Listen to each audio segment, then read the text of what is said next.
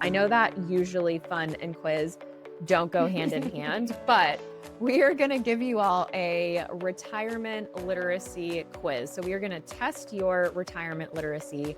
It's been my experience that many clients overestimate how much it will actually provide for them. Respondents absolutely bombed some pretty basic questions around Social Security benefits, Medicare coverage, employment-based retirement savings, and life expectancy in retirement. And of course, that's because of the match, which, as we've said before, the match equals free money.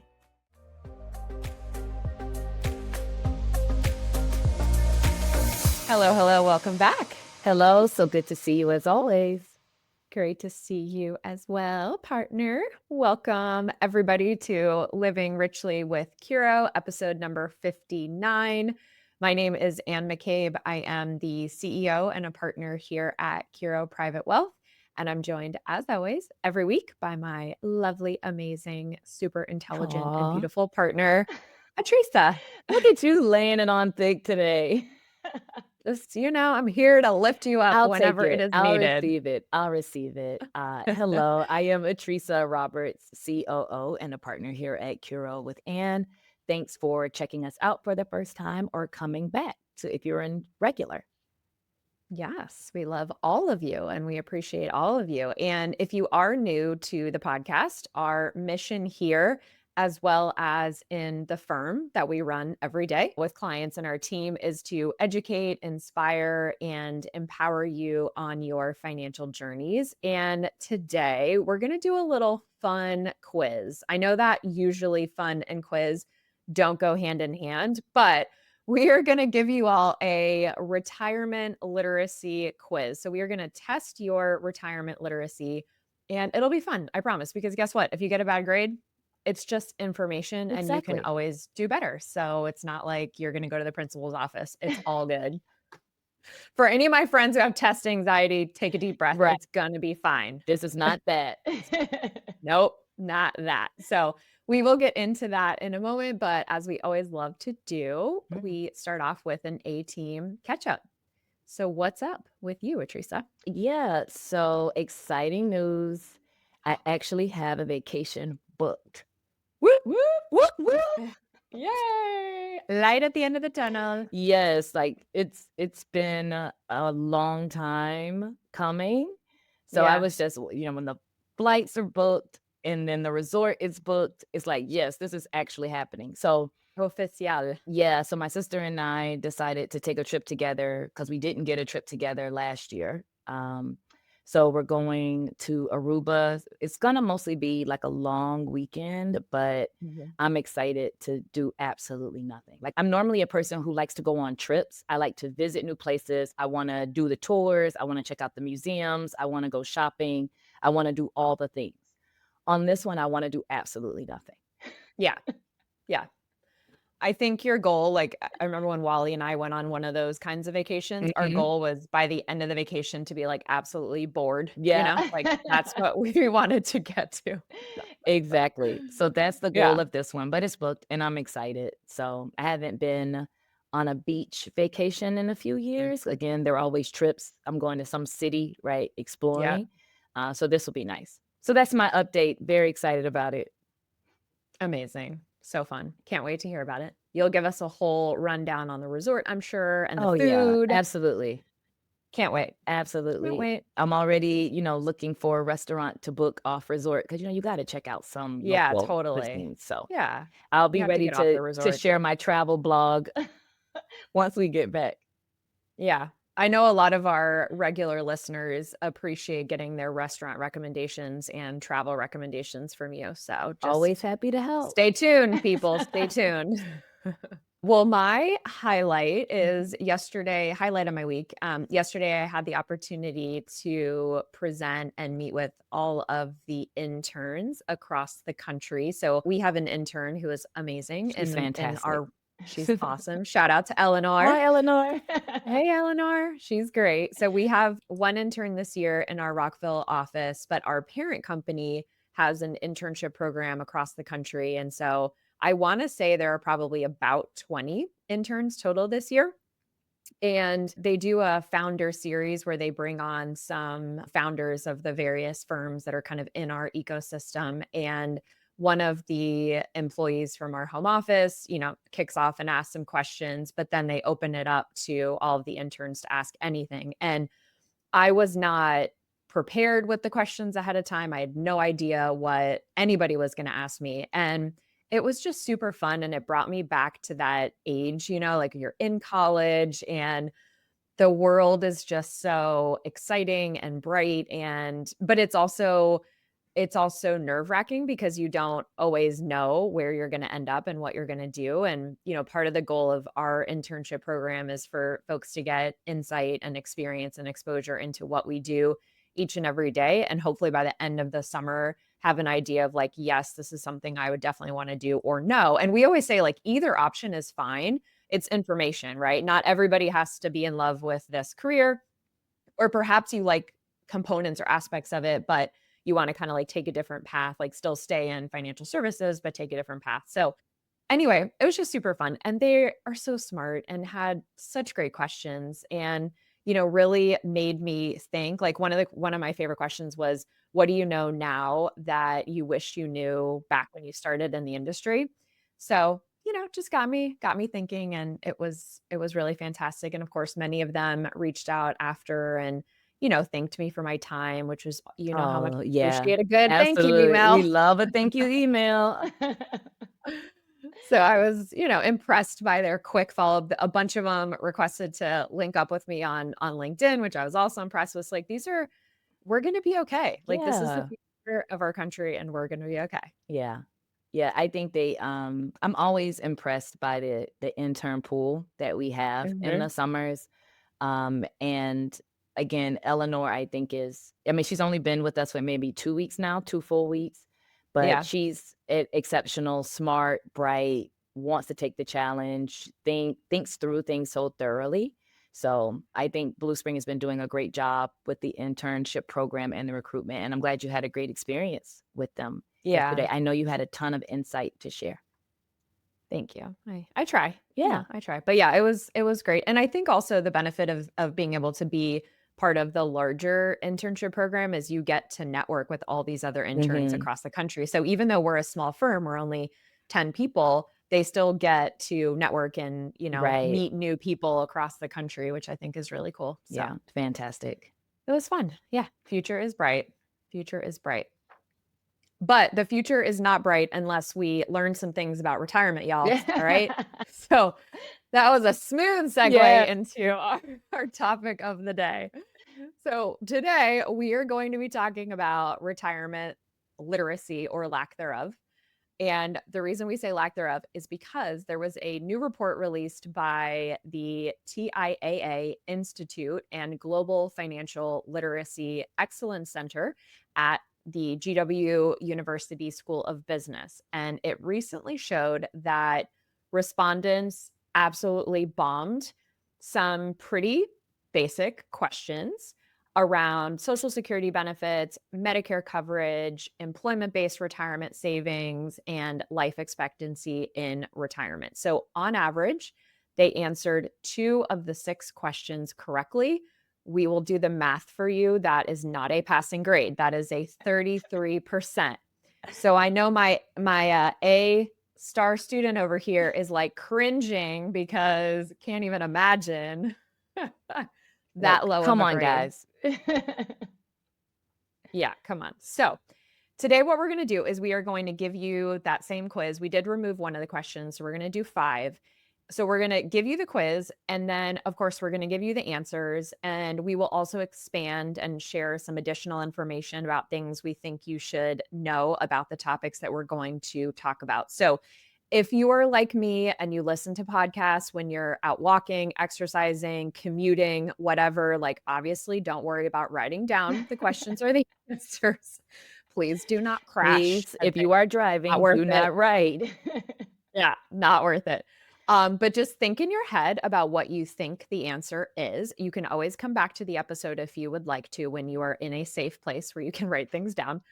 But for now, just think about the answer and we will share some additional information with you. So, Atrisa, Yeah. please kick us off with the first question. Okay. So this one is about identifying the statement that is false. So, which statement about Social Security is false? A, the amount someone received in Social Security benefits depends upon his or her earnings during the last 2 years of full employment. B, a worker receives Social Security benefits if he or she becomes disabled before retiring. Or C, Social Security benefit payments will continue as long as an individual is alive, no matter how long he or she lives. So one of those statements was false. So we'll give you one more moment to think about which one that I read that was actually inaccurate. Okay. So the answer of which one is false is the amount someone received in Social Security benefits depends upon his or her earnings during the last 2 years of full time employment. That is wrong. So the truth of that statement is that benefits are calculated based on a worker's lifetime earnings, specifically their highest 35 years of earnings adjusted for inflation. So it's not based on just how much you were earning in your last 2 years of work before you retired or started your benefit. It's based on an average of the highest 35 years of earnings. So did you get it right? Did you get it right? If you did, you're 1 for 1, you're doing You're great. doing fantastic. Good for If you you. if you didn't, there's 4 more to go. All right, number 2, this is about Medicare. So on average, Medicare and other government programs cover how much of an individual's healthcare expenses in retirement? A, over 90%, B, about two-thirds, C, about one half.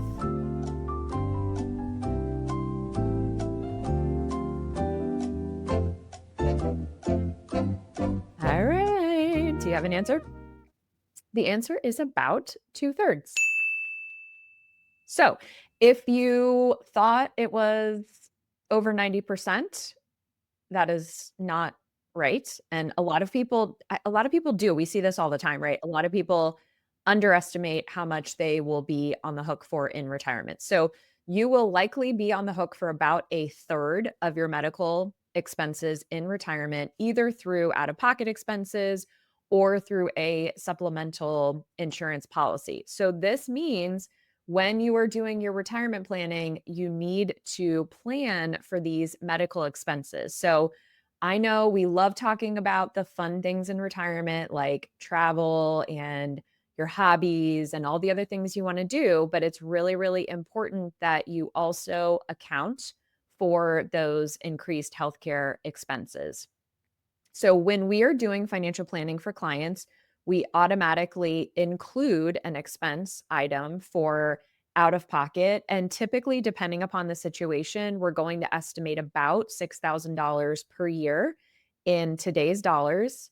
And that does inflate larger than normal expenses, so keep that in mind. And it could be more, it could be less depending upon your situation. But this could be for out-of-pocket expenses, so think deductibles, co-insurance, potentially long-term care costs, which we'll talk a little bit more about in a moment, and then also premiums for supplemental coverage. Yeah, it's been my experience that many clients overestimate how much it will actually provide for them. And once they talk to a Medicare specialist or really see the cost to recreate the coverage they had while working, you realize just how much more you're going to have to pay outside of even your standard Medicare premium. Yeah. Yeah, exactly. And it's not free, right? I mean, there are premiums and the premiums for part of Medicare is based on your income. And so if you have a higher income or you have to take higher distributions out of your IRA, which are called required minimum distributions, all of a sudden maybe that can pop up your premiums for Medicare as well. Yeah. So make note of that, guys. Okay, question number 3. Let's say you want to save for retirement and you've done your spending plan and you now have an extra $2,000 that you can save a year. Your employer offers a 401k plan and fully matches contributions up to $5,000 per year. Under which scenario will you have the largest amount in retirement saved? So, the first scenario, you contribute that $2,000 to the 401k plan and invest the funds in a mutual fund, earning about 5% a year on average. Second scenario, you contribute that $2,000 to an IRA or an individual retirement account and invest the funds in a mutual fund, earning the same return. So 5% a year on average. Or the third scenario, it doesn't matter. And I'm going to give you some help on this one. The answer is not, it doesn't matter. Yeah, exactly. So you've got a 50-50 shot now You of got getting a it right. 50-50 shot here, gang. Yeah, Like, in the actual quiz, there was also an option like, "I don't know." I'm like, guess," right. right? Like, I mean, go back to The your whole point. SAT days. Bubble C if you don't know. Alrighty. So the answer on this one, and I hope that everyone got this one right, is scenario one. Making the contribution to the employer plan gets the largest amount of money saved in retirement. And of course, that's because of the match, which, as we've said before, the match equals free money. And then you also get the benefit of that periodic investing, or what we call that dollar cost average, where you're investing money periodically in all kinds of market environments. So even during downturns, you continue to invest. And we know that dollar cost averaging helps returns over the long term. So don't miss out on the opportunity for that free money. If your employer gives you a match, we always advise that you take advantage of it. Again, many people don't like to see their net pay reduced, but I promise you it will help in the long run in retirement. Yeah, absolutely. All right, number 4. What is the likelihood that a 65-year-old will eventually need some sort of long-term care services? So think long-term care. Mhm. A, about 30%, B, about 50% or half the population, or C, about 70%.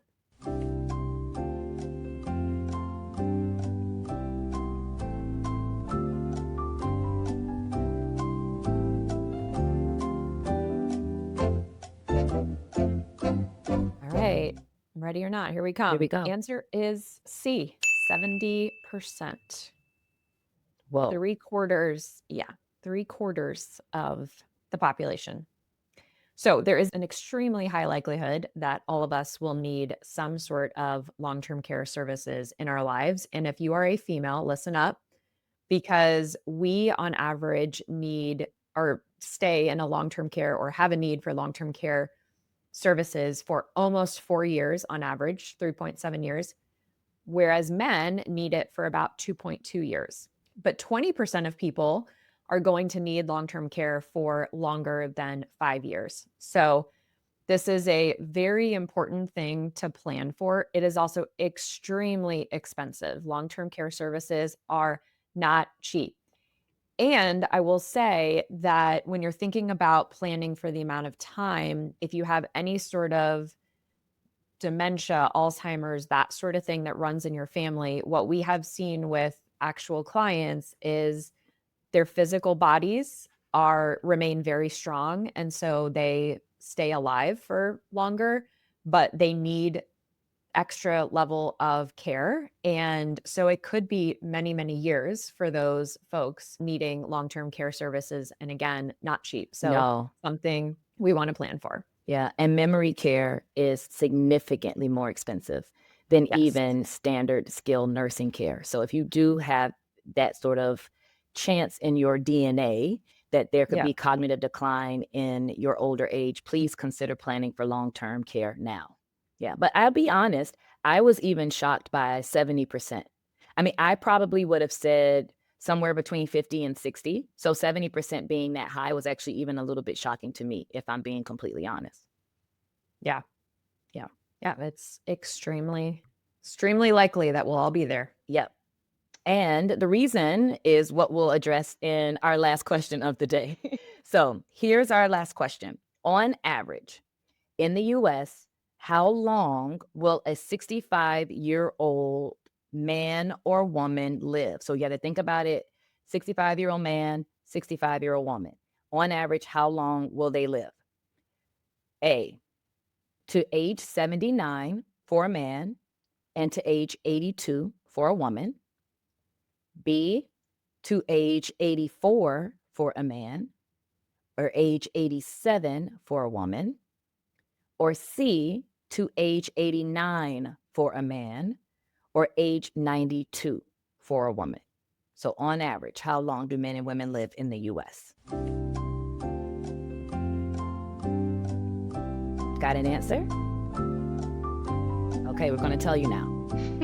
So, the answer is B, to age 84 for a man and age 87 for a woman. So the truth of the matter is that life expectancy in the US has been increasing, which means more savings needed to fund retirement. So if you think about it, if you are a woman and you retire at age 65 and you live to the average life expectancy, which we just said is 87, that's 22 years of funding needed in retirement. That's not a short amount of time. So you have Yeah. to plan accordingly that you could live 22 to 25, in some cases, even 30 years in retirement. We actively have clients now who are older than age 90 and still active. I have a 92-year-old client who still plays golf during the week. So I don't mean 92 and in skilled nursing care, right? 92 and still traveling, still active. So you just have to be prepared that retirement's probably going to be longer than you were thinking. Yeah, which is great. I mean, Yes, this is a great news. wonderful problem to have, but it does require planning, as Atricia Yes. said, because it requires resources and yeah. My goal is to live to age 100, like Mm, be the person not on the right. golf course, but be the person like out walking. I still want to be like lifting weights in the gym. We'll see. Okay. That's my goal though. Yeah. 100 and healthy. Alrighty. I like it. I mean, I don't have to go all the way to 100, but 90 would be nice. 90 and healthy would be great. Yeah. Yeah. Yeah. I thought 87 for a female, like that's up there, Yeah. right? Yeah, I mean, as yeah, average, absolutely. As the average, right? So that means you have to know that there are people living even longer than that to average as 87. That is incredibly high. But yeah, again, we see it in our right? practice. We have older clients who are, what is it, octogenarian, like in their 80s, but still extremely active, still moving around, still going on trips, swimming every day, playing tennis. We see it every day. Like our clients are living long time and they're living healthy, productive lives for a long time. I've talked about my dad, he's turning 90 in October, still Yes. working like Yep. crazy. Keeps him Yeah, young. absolutely. All right, so how did everybody do? Let us know. Let us know on Instagram. We'd love to hear from you. We are at Curo Private Wealth on Instagram, so tag us and let us know what grade you got, how many questions you got right. We'd love to hear because Yeah, we were absolutely. surprised to hear how poorly the general population did on those questions. Yeah. And hopefully our listeners did a little bit better. You guys have been listening to us for a Yeah. while. We've been giving you a lot of these tools over the last Yes. year. Yes. We have talked a lot about these topics for sure. All right. So, lastly, we'll go into our closing thoughts. So, what do you have? Sorts of nuggets of wisdom do you have for us Yeah, today? I struggled with a closing thought this week. I was trying to, think of something profound, and I had nothing It doesn't profound. always have to be profound. I have nothing profound. But what I did decide to share was something that um, the coach said to me in a golf lesson this week. And this is just at the PGA Superstore. Like, this is not like private, personal lessons. But I was getting frustrated as I was trying to correct something in my backswing. And I asked him, I was like, at what point do people just acknowledge that maybe this is not the sport for them? Oh, And stop. and he said, that sounds like a loser mentality, and you don't strike me as a loser. And I was like, you know what? Boom. He Yeah. definitely dropped that one on me, and I was like, "You know what? Yeah. You're right. I'm absolutely nothing about me is a loser, so where am I getting this Nope. loser mentality?" So, I figured I'd share that as the closing thought, as just kind of like a self check-in for me, maybe a check-in for listeners that may be struggling with maybe some loser mentality language that you're giving yourself. So, just check in with that. Make sure that you're doing away with and quieting that loser voice that may be trying to creep in inside when you're getting frustrated. Because I was definitely frustrated, but I think golf in general is just a frustrating sport. I'm like, why didn't I fall in love with playing something that was a little bit easier to play? It's just frustrating in general. But I definitely thought about it. I was like, wow, I am being a loser, right? I do sound like a loser right now, and I'm not a loser. So hopefully that gives you a little bit of motivation to quiet that voice in your head and think of yourself as a winner. Think of yourself as a person who can do it and who can get better. Because I am going to get better at golf. Yeah, you are. Yeah, you are. I love it. That's great. Yeah. That's a fantastic closing thought. Yeah. Alrighty. What do you have, dear? I know you probably So have some breakthroughs happening in your life with all no. this meditation you're doing. Oh, well, yeah. No, that's still going really, really well. Good. Still very much enjoying it. Fantastic. No real breakthroughs, but, it's about midway through the year, so what I wanted to do for my closing thought today is check in on how we're doing on our word of the year, on our themes. So, your word was space. Mhm. Or no, your word was pace. Pace, yeah, not space, Sorry, pace, not space. yeah. It's going well, but going well now, right? It wasn't Right, always in the summer. Yeah. it wasn't always going super well, but working now, and then what I'm hoping to do is take this energy and find ways to project that into the next 12 months. And I even shared some things with you where I wanted to talk about more pacing even in our practice, right? Blocking out times when we can focus more internally to prepare us for big pushes, or big meeting sort of rushes. So thinking about the way I feel now and realizing how much I enjoy this pace from a work perspective. Because again, we're still very busy, right? We're still busy, but just having a little bit more capacity to blend in some time to just think and be and process, right? To really be able to sit down and actually read through the journal when I come into the office in the morning. I enjoy that pace. So wanting to take that feeling and figure out how to project it for me personally, but also for our practice going forward. So getting Yeah, better, I'll say that. yeah. I love that. That's great. That's fantastic. Yeah, so the question is how do we take that feeling right now Mhm. and make sure that we can infiltrate some of that throughout the rest of the year? But Yeah. yeah, we're going through a big tech migration currently. So we're switching our CRM, which is a massive undertaking. But it has been nice to have some kind of space to like actually think about how we want that to be used in the future and how we want it to be set up and making sure we're training the team properly. And so that's been really nice to have that, that time to think through those things so that we're not just kind of doing it to do it and then we have to go back and fix it. We're really doing it right the first time. So I too think I'm doing pretty well with my word, certainly dramatically better than I did last year.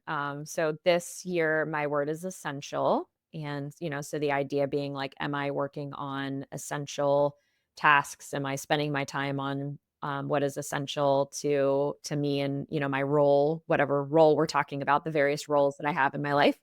And I think there's always room for improvement for sure, but I think for the most part I'm doing pretty well. It's like front and center. It's at least something that I'm asking myself about on a daily basis, which is great because it means I'm very aware of it Right. and being intentional. Yeah. So And that's yeah, usually the biggest step to it, right? Being aware and being intentional. So even when you're off track a little bit, you're reminded, right, to figure out ways yeah, to get back on track, which is good. yeah. Yeah, or like sometimes there will be something that will pop up that is not really essential, but I'm aware of it and I'll still make the decision to make time for it, like Mhm. for example, chatting with some young professionals who may be interested in our industry, like not necessarily essential, but also one of my goals is to make sure that our industry is filled with wonderful talent and Yes. hopefully especially some more young females. So, that's essential to my soul, I guess. Yeah, no, absolutely. And that's what So, I was gonna say. yeah, It's essential to you at the what is it? What's now the new top of the hierarchy of needs? Is it self-achievement or self-realization, actualization. actualization, I think? It's essential to that part of you. Yeah, that's true. Right. So we're Yeah. going to go with it. Good job. I think you're doing well, partner. You're doing well. Thank you. Thank you, Patton. I appreciate that. Appreciate that. So yeah, so everybody else kind of check in. How you doing? It's June, halfway through the year, which I can't Jeez. believe. So if you do those New Year's resolutions or set goals, or if you do like Atricia and I do with kind of the theme or the word of the year, like just good time to check in because there's plenty of time to course correct if Yeah. You forgot about your theme or your word or your goals. It's plenty of time to get back on track. Yeah. All right. Well, that wraps us for another week. Thank you so much for spending time with us. We realize you have so many different options of how you could be spending your time right now, so we really appreciate it. Thanks again for tuning in. If you enjoyed today's episode, please be sure to subscribe and share it with someone who might benefit from it. Friendly reminder that this is for informational purposes only. For additional information, please visit us at www.curoprivatewealth.com.